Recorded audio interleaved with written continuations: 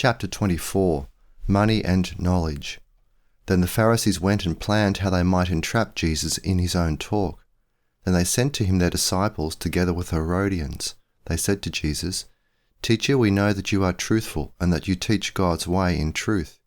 You care for no one's opinion, and you do not show partiality between people. So tell us, what do you think? Is it lawful to pay taxes to Caesar or not?" But Jesus understood their wickedness and said, "Why are you testing me, you hypocrites? Show me the coin for the tax." Then they brought a denarius to him. Jesus said to them, "Whose image and name are these?" They said to him, "Caesar's." Then Jesus said to them, "Then give to Caesar the things that are Caesar's, and to God the things that are God's." When they heard it, they marveled. Then they left him and went away. Matthew 22, verses 15 to 22. Analysis. I have discussed this passage in detail in chapter 44 of my commentary on Matthew. This exchange took place inside the temple, Matthew 21, verse 23. The Pharisees were the experts in the Mosaic law and Talmudic law. The Herodians were Jews who had made their peace with Herod, a regional governor appointed by the Roman government. Herod's jurisdiction extended over Galilee, where Jesus' home was. Legally, Jesus was under Herod's authority. Herod had executed John the Baptist. The Pharisees had a strategy. If they could persuade Jesus to answer a question publicly about the legitimacy of Roman taxation, they hoped to entrap him. If he said that the Roman taxation was legal, most Jews would resent it. They resented rule by Rome, so they might turn against Jesus. On the other hand, if he came out in opposition to Roman taxation, the Roman government, administered locally by Pilate, might arrest him as a revolutionary. Jesus did not take the bait. He asked to see the coin. They brought him a denarius. It was a small silver coin. On the front of the coin there was an inscription: Tiberius Caesar Divi Augusti Filius Augustus. Caesar Augustus Tiberius, son of the divine Augustus. This was an affront to the Jews. Only God is divine. On the back it declared, Pontifex Maximus, highest priest. There was an image of a female god on the back, Livia. She is sitting on a stool or throne. This declaration and the image also outraged them. God's only high priest was a Jewish male. The coin was used to collect poll taxes or head taxes. It was the main coin of the Roman Empire for half a millennium. This raises a question. Why did Jesus' critics have such a coin? It was a tax coin. It was also religiously profane. It violated God's revelation of himself. There was a pagan image on it. There were pagan inscriptions challenging the sovereignty of God and the authority of the high priest. It was clear why they had such a coin. First, they were under Rome's judicial authority. The Herodians were open about this. Second, it was the primary coin used in market exchanges. This coin was a symbol of the Roman Empire, not just politically but also economically. Possessing these coins allowed citizens of Israel to participate in the largest free trade zone on earth. In Jesus' day, it was the largest in history. This made them richer than they would have been had they not given access to this free trade zone. This gigantic market promoted a high division of labour. Workers could specialise in production. Their specialisation of production made them more efficient. They had specialised knowledge that gave them a competitive edge. Therefore, it made them richer as individuals. To participate in this market, the Jews had to do two things. First, they implicitly and operationally had to acknowledge the authority of Roman rule by using a tax coin. Second, they used it in trade, a business coin that announced the divinity of the Roman state. About 35 years later, they rebelled. This brought the wrath of the Roman state on Jerusalem. In AD 70, Roman troops burned down the temple in which Jesus had spoken, the temple that Herod's father had built. Also trapped in Jerusalem were the Edomites, the biological heirs of Esau, who were constantly at odds with the Jews. Herod was an Edomite. After AD 70, they disappeared as a people. There is no trace of them in subsequent historical records. Jesus understood the importance of these small silver coins in Rome's economy. They made possible the vast trading empire which provided the wealth that maintained the army. The coin served as a unit of exchange for business. It was the primary means of exchange. This system of free pricing made Romans rich by contemporary standards. The city of Rome had 1 million inhabitants in Jesus' day, gigantic. In 800, Charlemagne's era, it was down to 50,000. The coins represented the Roman state, but they also sustained the empire's economy. The Pharisees and the Herodians were active participants in the empire's system of political control and unprecedented wealth. He called them hypocrites. They had long since acknowledged that it was lawful to pay taxes to Caesar using a pagan coin that was blasphemous. He then announced this principle: render unto Caesar the things that are Caesar's, and unto God the things that are God's. This was an announcement of political submission. It meant submission to the Roman state, but it also meant benefiting economically from the free trade zone of the empire. Money is the most marketable commodity. In Rome, this was the denarius, what we might call the almighty denarius. Part A. The value of knowledge. There is a legal principle establishing the connection between knowledge and responsibility. The person who has greater knowledge is assumed by a court to be more responsible than the person with less knowledge. This principle also applies to economic theory. The owner has an incentive to gain access to accurate knowledge about the market conditions affecting the prices of the assets he owns.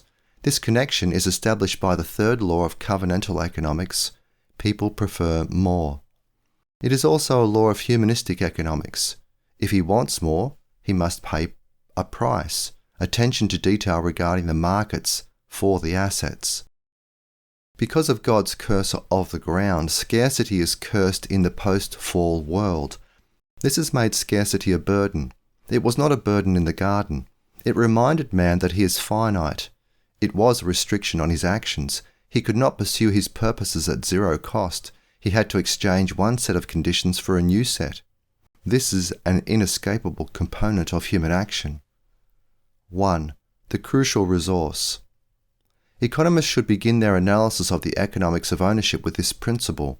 The key economic value of ownership is accurate knowledge of the alternative uses for the owned resource. The owner of an asset is legally responsible before God and man for the use of the asset. Therefore, the owner has a responsibility before God, as a trustee and as a steward, to allocate his resources so as to achieve the maximum rate of return. Jesus made it clear that the standard for evaluating the maximum rate of return is the kingdom of God. Matthew 6 verse 33. From an analytical standpoint, specialized knowledge is the crucial scarce resource. The book of Proverbs declares, "If you cry out for understanding and raise your voice for it, if you seek it like you would seek silver and search for understanding as you would seek hidden treasures." Proverbs 2 verse 3-4. "Acquire my instruction rather than silver, acquire knowledge rather than pure gold, for wisdom is better than jewels, no treasure is equal to her." Proverbs 8:10-11. How much better it is to get wisdom than gold. To get understanding should be chosen more than silver. Proverbs 16 verse 16. There is gold and abundance of costly stones, but lips of knowledge are a precious jewel. Proverbs 20 verse 15. Solomon also wrote this: "For wisdom provides protection as money can provide protection, but the advantage of knowledge is that wisdom gives life to whoever has it." Ecclesiastes 7 verse 12. These passages remind us that men seek precious metals, but wisdom has greater value. In the modern economy, investors pay little attention to the precious metals. These markets are tiny. Investors pay for accurate knowledge, both in money and search costs. The Bible teaches that men should not exclusively pursue the maximum money rate of return. The love of money is the root of all kinds of evil. 1 Timothy 6 verse 10. Free market economics does not say that men always seek to maximize their monetary income. Humanistic free market economists insist that their economic analysis is value-free. Therefore, they say, an owner has purposes, and whatever maximizes his rate of return however he evaluates it, is what he will pursue. Yet, in a free market order, the almost universally agreed upon goal among business ventures, entrepreneurs, salaried workers and resource owners is this: maximize monetary return. Why is this? Because in a society with a high division of labour, which is always a money-based economy, prices are monetary prices. 2. Prices provide information. In Chapter 2, I argued that the first economic law of Christian economics is this: owners adopt purposes. Most free market economists accept the truth of this law. Ludwig von Mises developed his economic analysis with this principle, which he designated as an axiom. I argued in Chapter 2 that the second economic law of Christian economics is this: prices provide information. By prices, I mean monetary prices. Money is the most marketable commodity, and therefore the possession of money maximizes the range of choices available to the owner. Money becomes a widely used mental tool for resource allocation. Prices are monetary prices. They are objective. Economists insist that people respond predictably to economic incentives. I agree. The third economic law of Christian economics is this: people prefer more. This is also a fundamental assumption of humanistic economics. Without this assumption, economic action would become unpredictable. There could not be economic theory. This assumption regarding incentives does not necessarily mean the pursuit of money, but monetary profit is the universally agreed upon goal for market enterprises. Bookkeeping, especially double-entry bookkeeping, conveys accurate information regarding the success or failure of entrepreneurial ventures. The fourth economic law of Christian economics is this: scarcity imposes costs. God imposed cursed scarcity on Adam. One of the blessings of God in history is increased wealth, Deuteronomy 8 verse 17 to 18. Increased wealth reduces the negative sanction of cursed scarcity. The fifth economic law is this: growth reduces scarcity. The economic value of accurate economic information is high because this information can be used to increase people's rate of return on their investments of both time and money. Modern economic theory recognizes that the person who possesses accurate knowledge of the economic future, and who then acts on this information in such a way that he minimizes his cost of production, will be successful in the marketplace. He will earn profits. This quest for monetary profits drives the free market social order. Accurate knowledge of specific future market prices produces the highest rate of monetary return among all of the various means of production. The search for accurate information at a below market price is the primary driver of the market process. This is the essence of entrepreneurship. Why do land, labour and capital, the combination of land and labour, produce lower rates of return than accurate information about future market prices? Because there are well-organised and extremely broad markets for the purchase of these factors of production. The greater the division of labour in a society, the more accurate is the knowledge conveyed by the prices of these resources. There is competitive bidding for land. There are markets for land and land-based resources. The same is true of labour. It is difficult to buy low and then sell high. There are few zones of ignorance to exploit profitably. In sharp contrast, what cannot be purchased at a specific price in a competitive market is the unique ability to predict future market prices. There is no organised market for purchasing specific units of entrepreneurial ability. There are no such units. Entrepreneurial ability is the supreme unknown economic factor of production. It takes entrepreneurial ability of a higher order to identify people who possess the entrepreneurial ability of predicting future prices and then either hire them or else partner with them. People who possess the ability to predict future market prices accurately prefer to invest in their own name and on their own behalf. They prefer not to share their knowledge with anyone else. They can profit from their knowledge directly. The commodity futures market offers ways for people who believe they can predict future market prices to profit directly from their knowledge, and to do so on a highly leveraged basis. The better that people are at predicting future market prices, the less willing they are to lease their services or sell them with anyone else. They prefer to capitalize their own unique skill. They seek ways not to share this information. They do not wish their brokers to know what they are doing. They have multiple brokers. They conceal the ownership of their accounts. The more invisible they are, the more profitable they can become. Part B. The origin of money. A just so story. What is a just so story? Wikipedia explains. In science and philosophy, a just so story is an unverifiable narrative explanation for a cultural practice, a biological trait, or behavior of humans or other animals. The pejorative nature of the expression is an implicit criticism that reminds the hearer of the essentially fictional and unprovable nature of such an explanation. We learn through narratives. This is true in every society. Parents teach their children to understand the world through the stories they tell. The Old Testament is mostly narratives. There is a well-known narrative for the origin of money. Once upon a time there were small households. There was a division of labour based on gender and age. Men hunted, women reared children and made clothing out of animal skins. Women foraged for edible food. Later, twice upon a time, families banded with other families to trade. They were related biologically. They bartered. Most families had similar skills and tastes to what other families had, so exchange was based mainly on personal skills and age. These social units became tribes.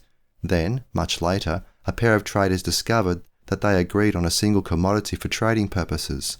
Trading with money was simpler to trade by exchanging this commodity for goods.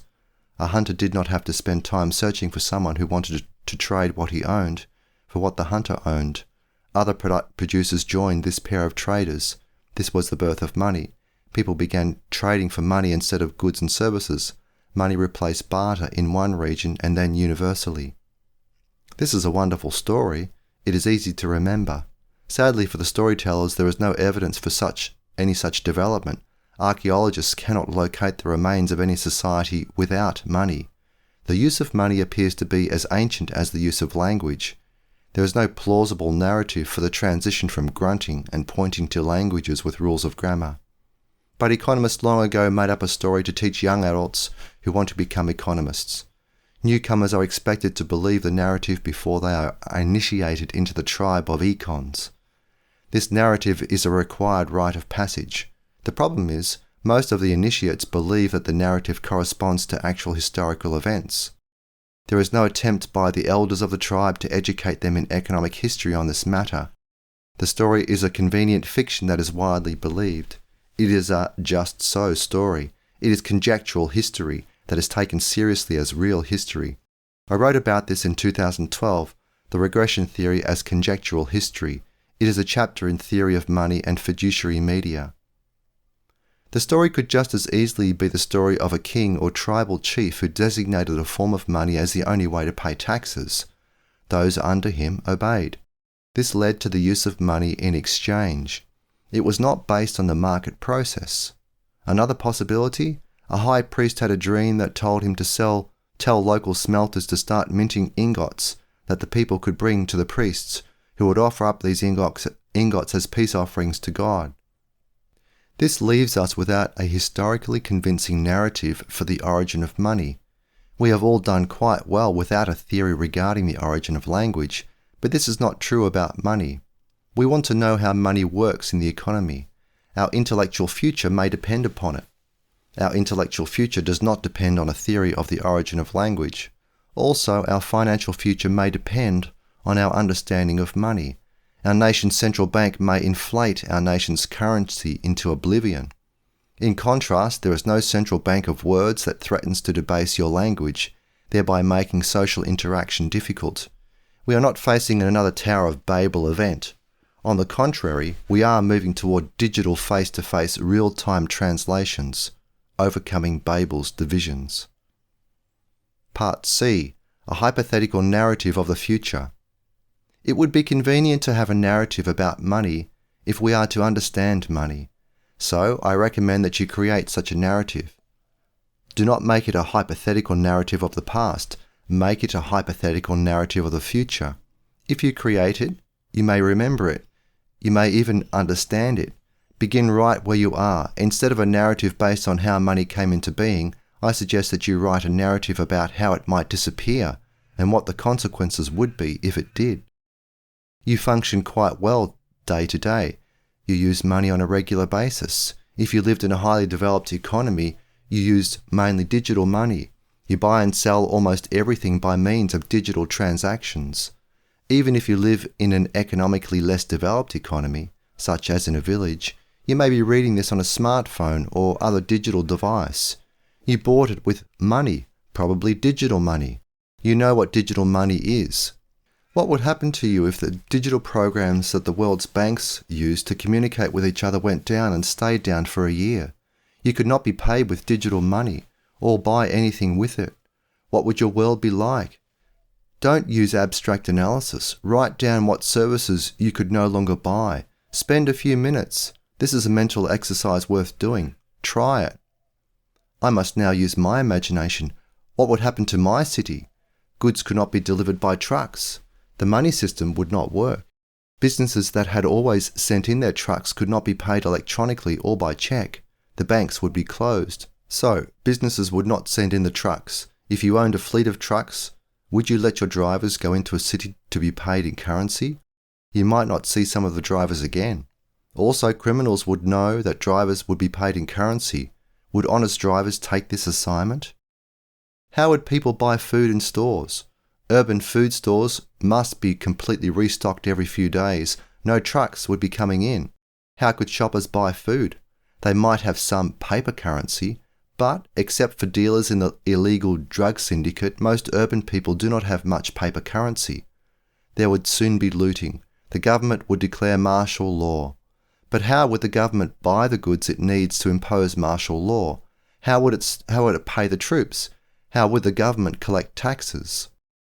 The division of labour would shrink dramatically and very fast. You might no longer be employable. No one could pay for your services. You would not be alone. Unemployment would be widespread. People would hoard paper money. New currencies would emerge. What would become of money? Money is the most marketable commodity.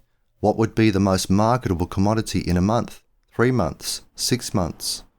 Assuming that you could somehow maintain yourself and your family economically, how difficult would your life be? How many hours a week would you have to work? What goods would you have to give up? What services? It is difficult to imagine the modern world if it lost digital currencies for a year. Most of our daily markers for decision-making would be gone in a few weeks. There would be new ones, but they would probably be local. Anyone who used them would be at risk of theft or murder. Prices would soon be quoted in new kinds of currency. New currencies would replace the one used by your nation's banking system. There would be competition among alternative currencies, silver coins and gold coins, common caliber bullets and tobacco. In the meantime, most people would be operationally blind about available supplies of and demand for everything. This would be the monetary equivalent of the Tower of Babel narrative. How soon would it be possible to fix the bank's computer programs?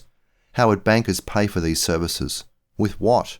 How long would it take to restore the world you had lost? Could government central planning agencies do this, nation by nation? How? Part D. Money, Knowledge and Continuity. Here is my conclusion. The most important thing society would lose would be information about the terms of exchange. The existing means of exchange would no longer function. There would be no publication of prices denominated in national currencies. We would lose this information. So would our neighbours. There would be an economic collapse. This would negatively affect the one, society. It would negatively affect the many, individuals. Some future imitator of Adam Smith might write a book with this title, The Poverty of Nations. Money is the most marketable commodity. We learn early in adult life to estimate the prices we must pay to sustain our lifestyles. Most of our monthly expenses are familiar. We pay the same price every time we make a familiar purchase. We save money for less familiar purchases. If we are caught by surprise, we borrow money to make such an unavoidable purchase. Our monthly budgets remind us of the great continuity in our lives. We rarely think about this continuity. We would. if we lost our jobs. The continuity overwhelmingly is a continuity of knowledge. We give this fact little thought. People rarely do except in times of war, natural disasters and personal catastrophes. We have continuity in our lives because we have money. We have it as individuals, families and communities. Money is the crucial institutional resource of social continuity. Legal systems do not change much decade to decade. Neither do customs. It is difficult to imagine what might conceivably change them, other than a major war, a revolution or a plague. There has only been one plague in the history of the West that produced this kind of social discontinuity, the bubonic pneumonic plague of 1348 to 1350, called the Black Death. It undermined late medieval society and helped launch the Renaissance.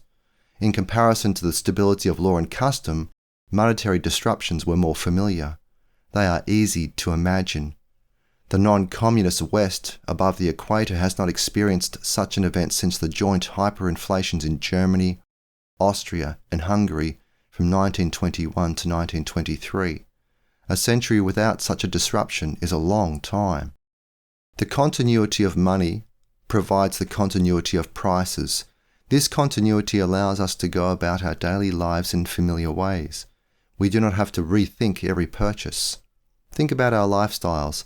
They are dependent on stable money. Some people say that money has intrinsic value. This is a conceptual error. It is a remnant of the philosophy of realism. Money's value, as with all other forms of economic value, is subjectively imputed by individuals. But it is accurate to say that money has historic value. This is why it preserves continuity in our lives. The historic value of money preserves the historic value of most of the things we purchase. Day to day, month to month, and even year to year, we do not perceive any new patterns in our purchases. We are unaware of such changes. This allows us to focus our attention on those few areas of our lives that are experiencing change or that may experience it in the near future. We allocate our scarce resource of planning time by focusing our attention on these areas. We may have to make plans because of these changes. We would confront these kinds of discontinuities more often if it were not for money. In economically underdeveloped societies that are based on much greater self-sufficiency, there is also continuity. Their rural lifestyles do not change much. But these are lifestyles based on low output, traditional production and poverty. They are marked by a low division of labour. These rural communities are vulnerable to major discontinuities. Their income and their lifestyles are dependent on local geography, the land. A flood, a drought, or an infestation of locusts can disrupt the plans of a large segment of a local population. Without money to spend to lure outsiders into the community, bearing food and other necessities for sale, local residents are helpless. They may have to move. This certainly disrupts a family's lifestyle.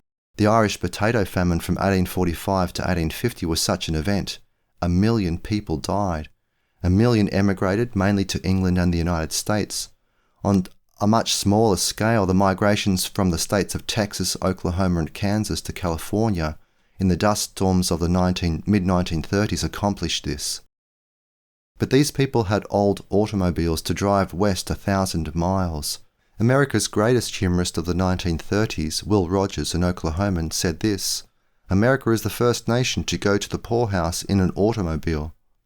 If a nation were to lose its money system for as long as a few months, decision makers would be closed to blind economically. Past prices would not convey the same accuracy of information. Continuity would be severed. With present prices disrupted, planning would be disrupted. Money provides the landmarks of our daily lives, prices. We pay little attention to them day to day. We do not think about the degree to which we owe our lives to money. Money provides us with the vast economic division of labour that feeds us, clothes us, and houses us. The division of economic labour makes possible the division of social labour we enjoy, the familiar landmarks of our culture. So, there is stability in the lives of most urban people. Money provides it. Ours is not the stability of perpetual poverty. It is the stability of long-term economic growth. This growth is caused above all by the increasing division of labour. This is in turn funded by increased capital investment. Modern capital formation would not be possible without money prices. Economists and statisticians debate over the best way to sample the prices that are relevant to understand past economic growth. The public does not sense major changes except in times of war, revolution, and monetary inflation. Such events are rare. Part E. Hayek on dispersed knowledge. In September 1945, Hayek's most important scholarly article was published in the American Economic Review. Its title, The Use of Knowledge in Society. He had been Keynes' foremost critic in 1935, the year before the publication of Keynes's general theory. He was now famous in the United States because of his non-technical book, The Road to Serfdom, 1944, which had appeared as a condensed book in the mass circulation Reader's Digest in April 1945. This article was a challenge to the growing influence of Keynes, although it did not name him. For the next 3 decades it fell on deaf ears within the Economics Guild. Only after he won the Nobel Prize in the fall of 1974 did it begin to receive serious attention outside of the then tiny Austrian school movement. 1. The conceptual problem. His opening words set the agenda. Open quote, "What is the problem we wish to solve when we try to construct a rational economic order? On certain familiar assumptions, the answer is simple enough. If we possess all the relevant information, if we can start out from a given system of preferences, and if we can command complete knowledge of available means, the problem which remains is purely one of logic. That is, the answer to the question of what is the best use of the available means is implicit in our assumptions." Unquote. Then he wrote a sentence to placate his peers, invoking their jargon. The conditions which the solution of this optimum problem must satisfy have been fully worked out and can be stated best in mathematical form. Put at their briefest, they are that the marginal rates of substitution between any two commodities or all factors must be the same in all their different uses. But humanistic economic theory remains unable to identify the solution to this optimum problem. It cannot do so because, on the basis of purely subjective value, there is no way to identify any criterion for a social optimum. It is impossible to make scientific comparisons of subjective utility. His colleague at the London School of Economics, Lionel Robbins, who also was a disciple of Mises, proved this in 1932. Therefore, there is no solution to this problem by way of the marginal rates of substitution, which is jargon for, when you are offered a better deal, take it. Hayek was invoking the chimera of equilibrium, but he knew that this concept assumes the omniscience of mankind, which is ludicrous. He had made this connection clear in his 1937 essay, Economics and Knowledge. He wrote, open quote, "The device generally adopted for this purpose is the assumption of a perfect market, where every event becomes known instantaneously to every member. It is necessary to remember here that the perfect market, which is required to satisfy the assumptions of equilibrium analysis, must not be confined to the particular markets of all the individual commodities.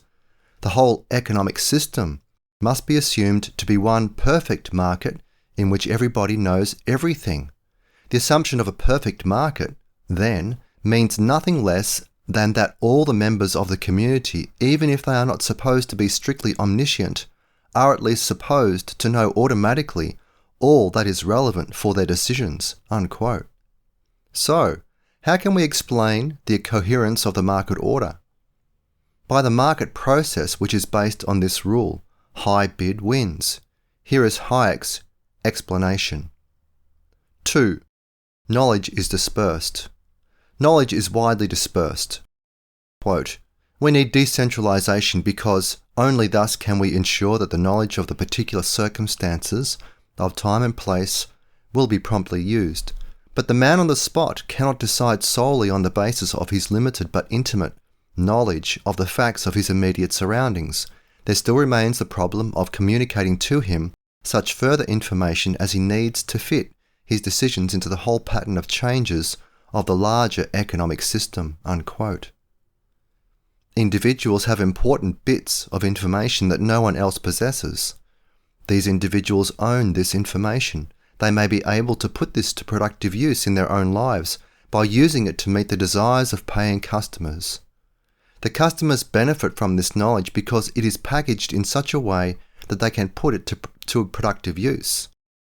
How is this dispersed knowledge organised in such a way that customers who are willing to pay for it are made aware of the opportunities? In other words, how is this seemingly infinite supply of dispersed information coordinated in such a way that society benefits? The answer is the price system. It is based on money. Specifically, people need to know the comparative cost of using scarce resources. The accent is on comparative. Quote, "There is hardly anything that happens anywhere in the world that might not have an effect on the decision he ought to make. But he need not know of these events as such, nor of all their effects. It does not matter for him why at the particular moment more screws of one size than of another are wanted, why paper bags are more readily available than canvas bags, or why skilled labour or particular machine tools have for the moment become more difficult to obtain. All that is significant for him is how much more or less difficult to procure they have become compared with other things with which he is also concerned, or how much more or less urgently wanted are the alternative things he produces or uses. It is always a question of the relative importance of the particular things with which he is concerned, and the causes which alter their relative importance are of no interest to him beyond the effect of those concrete things of his own environment." Unquote. The crucially important information for decision makers is the information conveyed by specific prices. A price is higher or lower than another price. A decision maker can substitute one input for another. He makes this decision based on price. We must look at the price system as such a mechanism for communicating information if we want to understand its real function, a function which, of course, it fulfills less perfectly as prices grow more rigid. Even when quoted prices have become quite rigid, however, the forces which would operate through changes in price still operate to a considerable extent through changes in the other terms of the contract. The most significant fact about this system is the economy of knowledge with which it operates, or how little the individual participants need to know in order to be able to take the right action. In abbreviated form, by a kind of symbol, only the most essential information is passed on, and passed on only to those concerned. It is more than a metaphor to describe the price system as a kind of machinery for registering change, or a system of telecommunications which enables individual producers to watch merely the movement of a few pointers, as an engineer might watch the hands of a few dials, in order to adjust their activities to changes of which they may never know more than is reflected in the price movement." Unquote. This is the crucial function of money. The economy rests on knowledge. The free market system creates a system of incentives in which owners of knowledge that is relevant to others can profit from their information. They are therefore willing to supply this information at a price to those who are willing to pay for it. This is a system of coordination. Above all, it is a system of coordinating information. 3. Evolution versus creation. Hayek was a social evolutionist.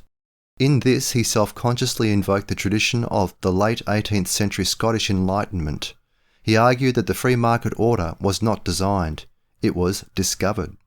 Open quote, "I have deliberately used the word marvel to shock the reader out of the complacency with which we often take the working of this mechanism for granted.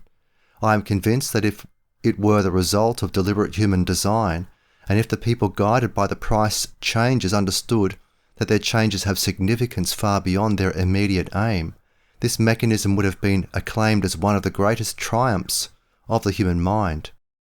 Its misfortune is a double one, that it is not the product of human design, and that the people guided by it usually do not know why they are made to do what they do. But those who clamour for conscious direction, and who cannot believe that anything which has evolved without design, and even without our understanding it, should solve problems which we should not be able to solve consciously, should remember this.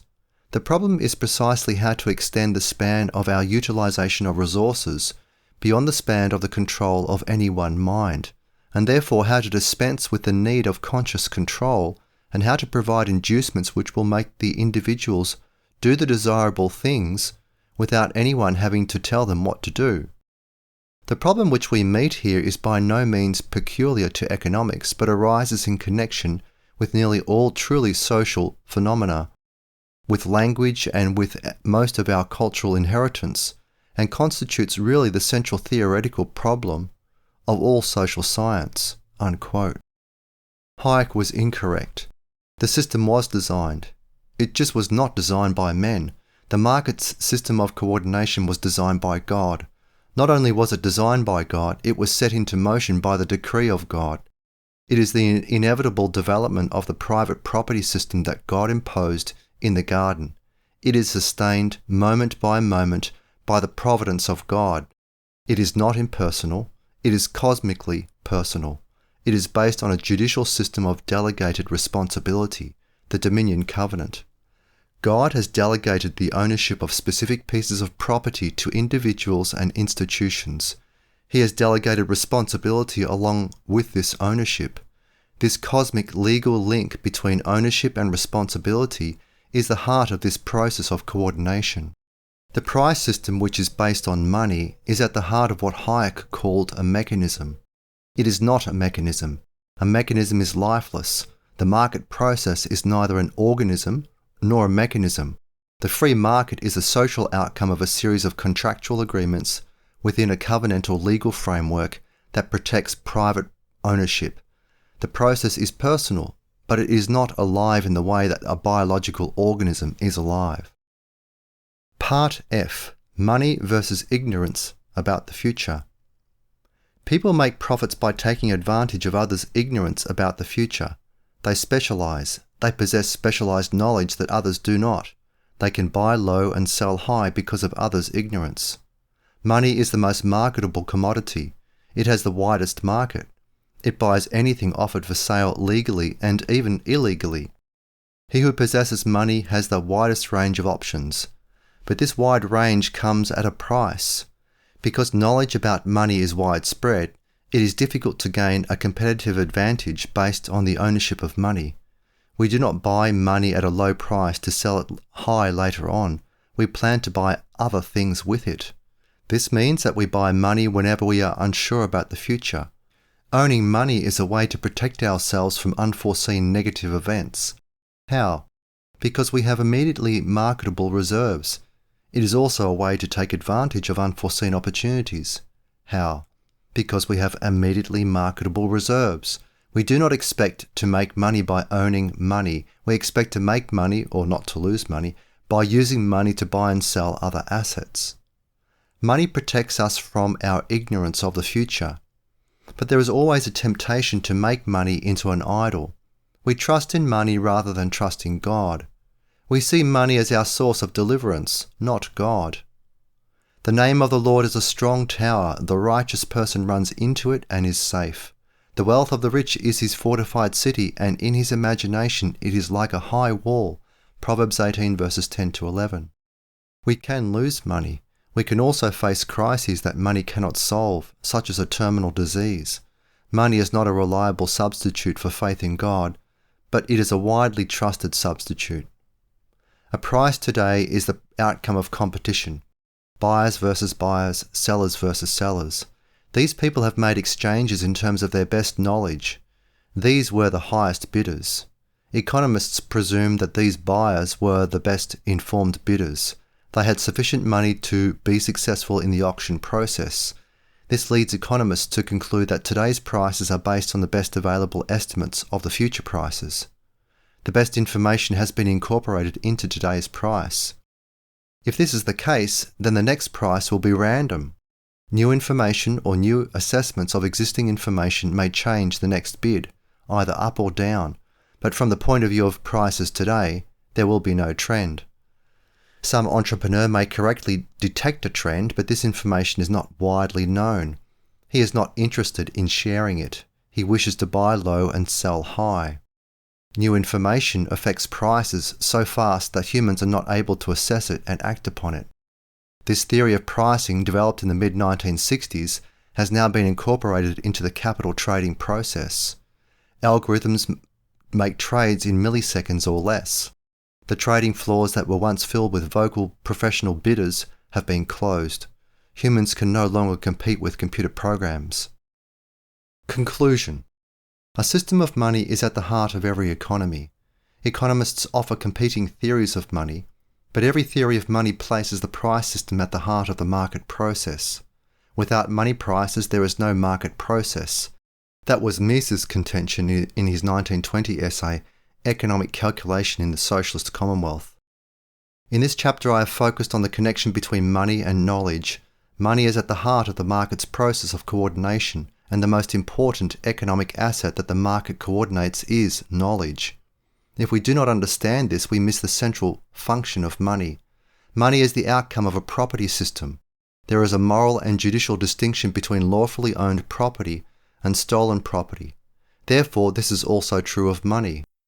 In the next chapter, I discuss honest money. This is not how humanistic economists discuss money. They seek to maintain a delusion, value-free economic theory. But there are both honest money and dishonest money. They are not the same. They have different effects.